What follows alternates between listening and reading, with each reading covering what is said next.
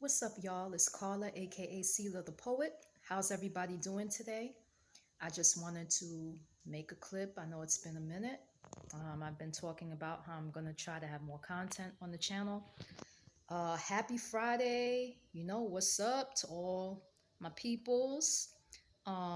It's the beginning of the weekend for me. I don't know about other people if they work during the weekend, but it is the ending of my work week and I am exhausted. I had a long work week, but I'm grateful to God to have made it through another week. Um, I'm just at a point in my life where I'm trying to practice gratitude, and I just try to thank God for blessings great and blessings small. I always try to find things to be grateful for. So, anyway, what's going on with everybody? I have a couple of things on my mind today. So, lately I've been watching the news, and I also watched this show called Fatal Attraction. I believe it comes on TV One, and it just highlights a different set of stories, usually within the Black community, of fatal attractions where a partner kills another partner or sets them up for violence because of either jealousy, envy, whatever. But there's like a lot of murders on the show, and it basically shows how the investigators find out who did it and establish motives and stuff like that. And it just made me think, you know, we have to normalize trying to have healthy relationships. I think most of us don't know what a healthy relationship is. We didn't see it modeled in our homes, we don't see it modeled in society. The type of sometimes celebrity relationships that we see or the relationships in the media are usually dysfunctional as fuck.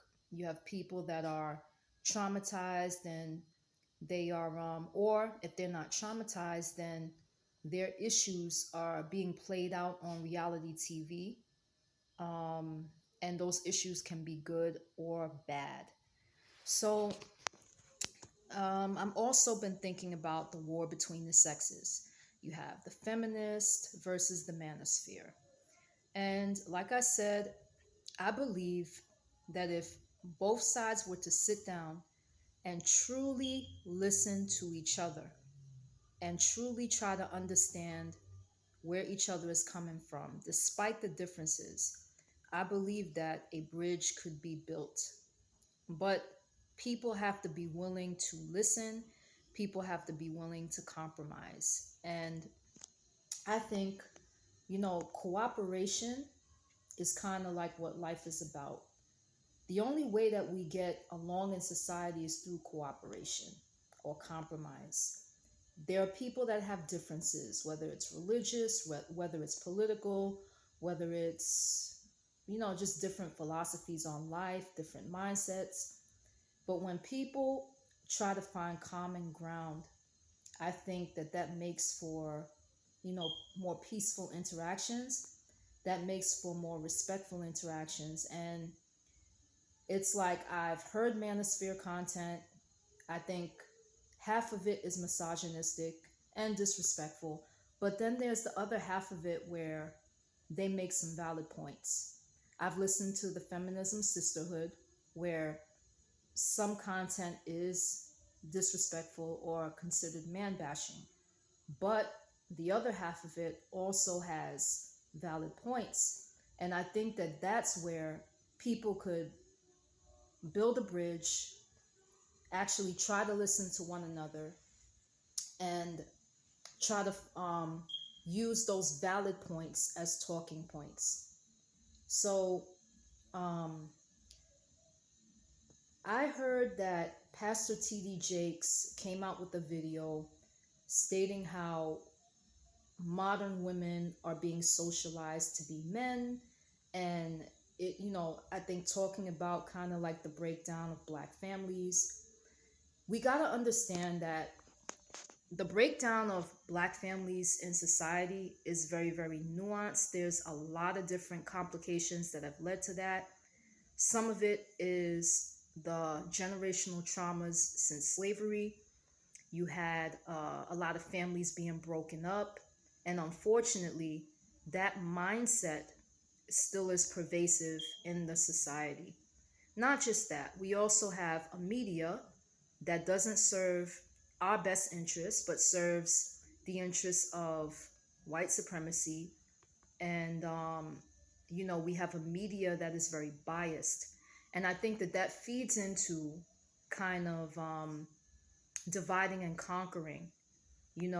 If the media can get people to the manosphere to hate feminists or to hate women, or can get the feminists to hate men or to hate the manosphere, you know, this is the reason why people are like at each other's throats, and it's a constant battle for the sexes. And I think a lot of people are beginning to get over it or be over it. I'm one of them. I'm trying to find a way to navigate through all of this, to try to figure out the values that I hold, what it is I believe, and to hold on to those really tightly and not to get too brainwashed by the things that the media tell us. Whether it's Kevin Samuels, Fresh and Fit, whether it's Cynthia G, you have all of these different YouTube and content creators. And fine, they have their platforms, they have the people that I guess reach out to them, and they have their audiences. But then there are also other people that don't follow those narratives. And I think that that's kind of where I'm at. I don't really, I listen to content, but I don't allow it to brainwash me. And I make up my own decisions by my own free thinking about what is true and what is untrue, or what I can resonate with and what I can't resonate with. And thinking on what Pastor Jake said, like I said, he is kind of disingenuous about the situations that are in society. Black women, since slavery, have had to work. We have never had it easy. We are a double minority. We not only have to deal with racism, but we also have to deal with sexism. And those are two burdens that men in their privilege, I don't think will ever understand. They deal with racism, but they don't deal with racism and misogynoir, which is a hatred of our gender. They don't deal with that because in one way they are male and privileged. They don't have to deal with misogynoir. They may have to deal with the racism aspect, but they don't have to deal with being hated for their gender because their gender is put on a pedestal. So these are things that I'm just thinking about. And like I said, I'm not allowing anything to brainwash me. I am trying to come up with my own thoughts about all the things that are being said. Black women have always had to work. Black women had to often take care of white women's children back in slavery, as well as other children in the plantation who lost their parents because they were sold off to slavery. So Black women have had to struggle and have had to do it by themselves for a long time. When slavery ended, you had states that passed laws which stated that the only way that the Black men and the Black women could either stay together was for the husband to enslave their wife, or they basically had to leave the state. So when you have racist policies like that going on, it was going to have a detrimental effect, and it would affect psyches for generations until generations. You see the men being sold off, you see them leaving, and you see them going, from place to place. And it's not too much different today when you see community dick and serial impregnators going from woman to woman, impregnating and leaving children all over the place and not really caring for them. And then you have the woman taking care of the kids, and she gets demonized. She gets blamed for not picking right. But I don't buy the manosphere's point of view that the men don't pick. They do pick. In a relationship, two consenting adults choose each other. Unless a woman is like Respucia from the movie Norbit, no woman is forcing you by force to be your girlfriend. A man is usually the one that sets the tone for the commitment in society. And so the man decides, well, is this going to be a jump off? Is it going to be a sexual relationship? Is it going to be romantic? If it's going to be a friendship? Men are kind of in that place to decide what the relationship is. So I don't buy the manospheric idea that the women, uh, that the men don't pick. Yes, they do. According to the law sees two adults as two consenting adults. And so, in terms of crime, in terms of relationships, in terms of stuff like that, if the law sees it as two consenting adults, that is the way I see relationships. And it's not just about the women picking, it's also about the men picking and choosing what type of relationship to be in with that specific woman. So everybody basically has their part to play in whatever social dynamics are between two people. And so um, I think about all these things, and there's so many messages out there that we're being given that people don't stop to really unpack it, and they don't stop to really think about what people are really saying when it comes to some of these pervasive mindsets. Another thing, the fact that the single parent community is so high in the Black community. Well, a woman did not get on top of herself and get herself pregnant, which means that men have their, what's the word, role in that dynamic. They chose who to put their penis inside, right? They chose who to shoot their semen in. Whether they wore a condom or whether they didn't, you chose who to lay down with. You chose who to have the sexual act with. And so you hold some of the blame when it comes to the creation of single parent households. The woman did not climb on top of herself and get pregnant. And a lot of times, single mothers are demonized for the man's actions. But when do we hold the men accountable for their actions? When do we hold the men accountable for the social way that the woman is treated? Maybe relationships would stay together if the woman was treated with faithfulness, fidelity, respect, love, okay? Without abuse, without misogyny, without sexism, without having to put up with the disrespectful manner and the disrespectful mindsets that society often tries to burden people with. You want submission, men. You want peace, but do you give your woman peace? Do you give her peace? Okay, that's a two-way street, And is a woman only good for cooking or cleaning, or can she be a formidable partner if God forbid you lose your job or something like that? Who's going to help you hold down the house and hold down the fort then? Then you're going to want a woman who is ambitious. See, the mindsets and what you want changes with circumstance. And so the thing is that you have to be able to think outside of the philosophies that are being, basically, put out there. You have to be able to think around it, So that's all I have to say. People have to think more deeply. People need to research, and just don't fall for everything that is being said on social media.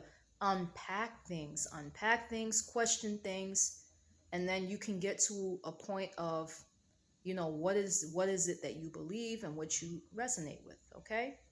So I hope everybody has a great weekend. There's going to be more content coming up, and I just wanted to share my thoughts on some of the things I've been thinking about. All right?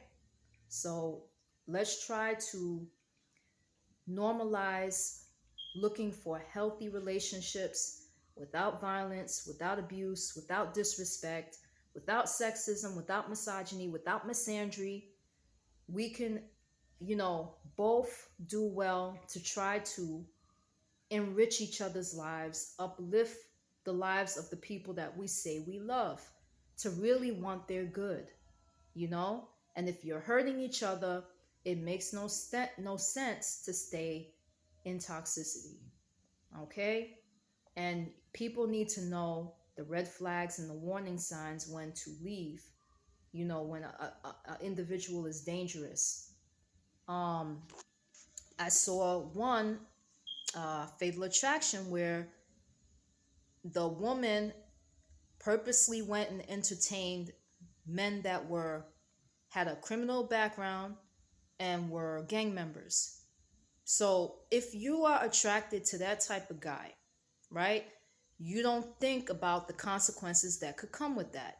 He's a gang member, which means sometimes there might be rival gangs. And if they see you walking out in public and they decide that they want to get revenge, or they start some type of fight, you could be there at the wrong place at the wrong time, and you could either get shot or lose your life.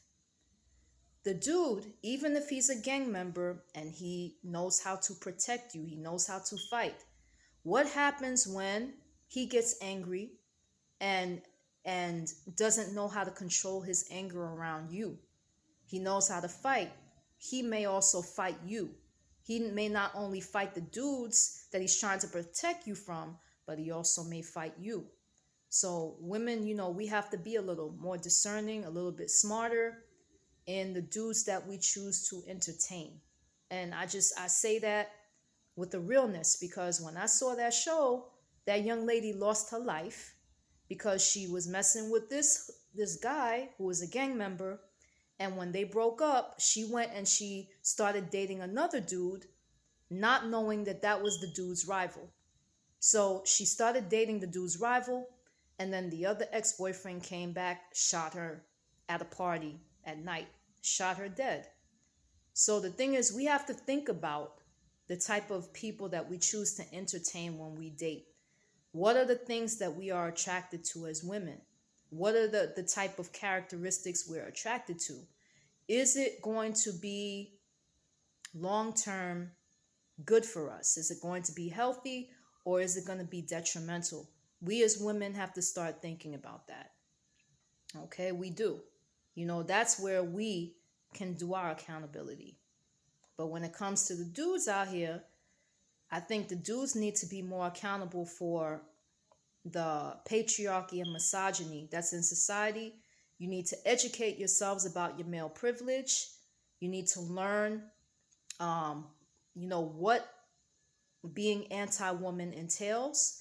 And you need to educate the next generation on how to be more respectful toward women and treat them more as human beings. Then, if you do that, you'll be treated more like human beings in return.